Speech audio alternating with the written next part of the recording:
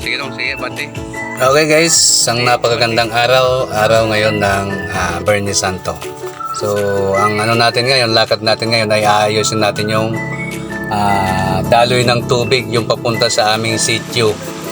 Dito lang yan guys sa mga ka-legendary sa Barangay Uma-Uma, Ligao City. Ito inaayos namin tong yung supply ng tubig papunta sa aming sitio ng Managanaga. Kasi nga humina yung tubig na papunta sa amin, halos hindi na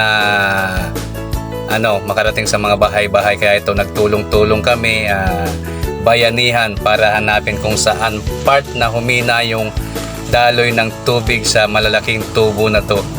So yan, kasama namin yung isang barangay official, tapos yung dating barangay official. So yan,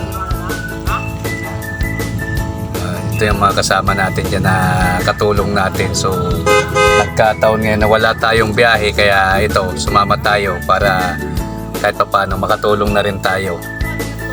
So shout out nga pala sa mga nakasama natin dyan sa pag-ayos ng tubig.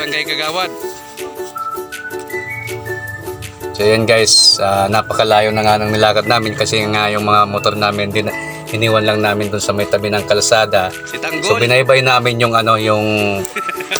way nung tubo sa mga bundok na yan na parte hanggang sa pinakadulong bahagi.